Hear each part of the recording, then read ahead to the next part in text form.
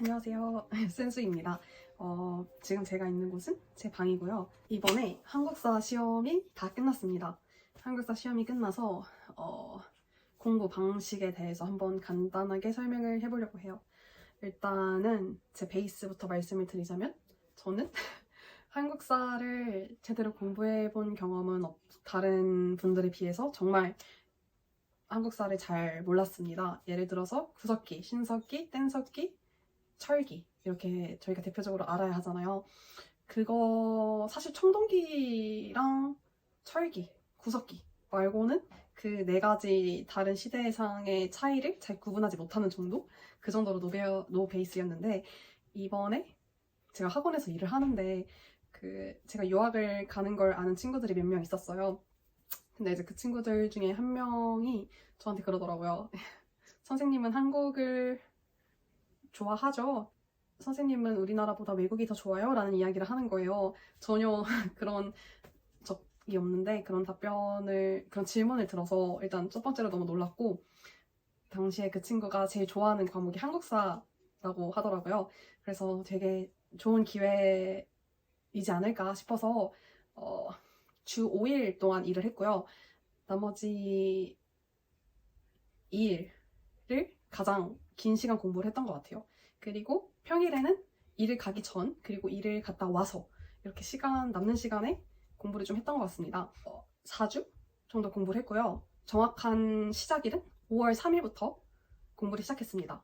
5월 3일부터 공부를 시작했고 시험은 5월 24일이었던 것 같아요. 일단 2주 동안은 강의를 한번 다 끝내는 걸로 목표를 잡았어요.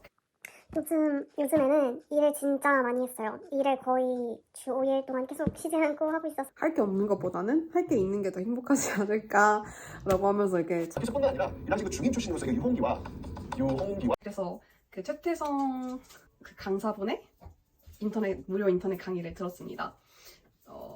근데 이제 초반에는 진도 나가는 게 괜찮았는데 이제 뒤로 가면 갈수록 집중력도 떨어지고 이걸 내가 언제 다 끝내지? 라는 생각이 드는 거예요.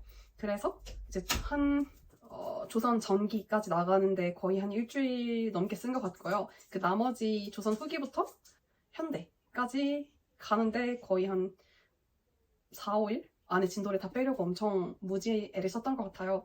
그리고 기출을 푼 기간은 5일, 시험까지 5일 남았을 때 첫 기출을 들어가기 시작했습니다. 그런데 가끔 정말 공부가 하기 싫을 때, 그럴 때는 제가 앱을 하나 소개시켜드리고 싶은데요.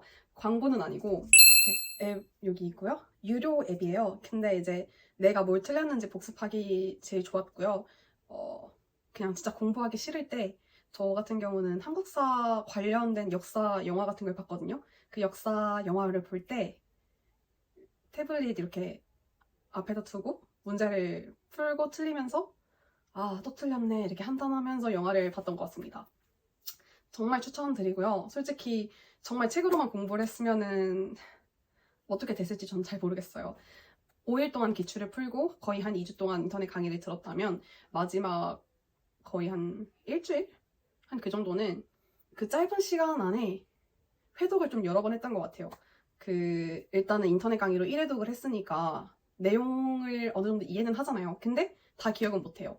그리고 중간중간에 받아 적으면서 공부를 하다 보니까 저 같은 경우는 놓치는 내용이 종종 생기더라고요. 이 개념이 뭐였지? 얘가 뭘 의미하는 거지? 가부개혁이 왜 중요하지? 의미사변이 왜 중요하지? 이런 게 조금 헷갈리다 보니까 그런 거는 이제 혼자 공부하면서 책으로 빠진 개념 같은 경우는 연필로 이렇게 밑줄을 그어서 개념을 보충해줬습니다. 회독하는 과정에 있어서는 솔직히 회독을 하실 때는 저 같은 경우는 옆에다 태블릿을 두고 그 강의 판서가 이렇게 나와 있잖아요. 이거를 한번 눈으로 싹 훑어요. 그러면서 어느 정도 암기를 하는 거죠. 그렇게 한 다음에 그 책을 앞에다 펴놓고 그 태블릿에다가 그 내용을 한번 적어봐요. 기억나는 대로. 그러다 보면 빵꾸가 진짜 많이 나요. 내가 외우지 못한 부분이 엄청 많은데 이렇게 그거를 빨간색으로 표기를 조금 해주거나 아니면 중요한 부분을 저 같은 경우는 검정색, 파란색, 빨간색으로 표기를 해서 조금 구분을 해줬던 것 같습니다. 그렇게 하고 이제 고구려 신라 백제 같은 파트 같은 경우는 왕의 업적을 아는 것도 되게 중요하거든요. 그래야지 이게 누가 한 거고 이게 어느 시대 때 일어났는지를 알아야 문제를 풀 수 있으니까. 그래서 흐름을 아는 게 좀 중요한 것 같다라는 생각이 들었습니다. 그래서 그걸로 저는 문제를 좀 풀었고요. 처음에는 솔직히 잘 못하는 게 당연한 것 같아요. 그리고 저 같은 경우는 일을 병행했다 보니까 이제 좀 스트레스를 아예 안 받진 않았던 것 같아요. 그래서 이제 일을 하러 갈 때는 원래 같으면은 노래를 들으면서 이제 일을 하러 갔는데 한국사 기간 때는 최대한 음악보다는 제가 인터넷 강의 추천해 드릴게요. 유튜브의 무료 동영상으로 무슨 돼지님께서 올려주시는 강의를 봤습니다. 그것도 되게 도움됐고요. 사실 전야제 같은 것도 되게 다른 분들 영상을 보니까 추천을 많이 해주시더라고요. 사실 저 같은 경우는 전야제는 딱 한 번만 봤고요. 솔직히 큰 도움을 받았냐라고 물어보신다면 전 잘 모르겠습니다. 그렇지만 전야제 같은 경우는 그렇게 쓰기 좋았어요. 내가 빼먹은 부분이 뭐가 있는지 공부를 하고 혹은 내가 지금까지 공부를 잘 했는지 확인하는 용도? 이제 강아지랑 산책할 때 전복 강의 있잖아요. 그거를 산책할 때마다 나눠서 들었습니다.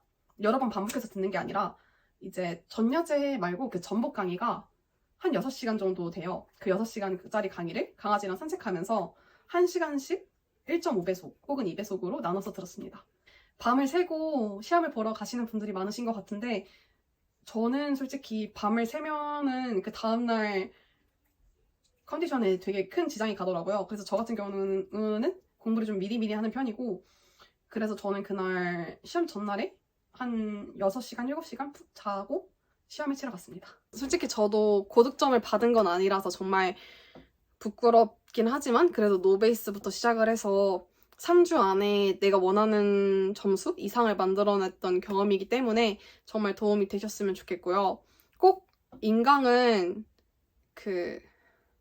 이동 시간에 듣는 걸로 하고 내가 책상에 앉아서 공부하는 동안에는 정말 책으로만 공부를 하셨으면 좋겠다라는 말을 거듭 강조드리고 싶어요. 그리고 문제풀이 확실히 앱을 이용하는 게 훨씬 빠르다.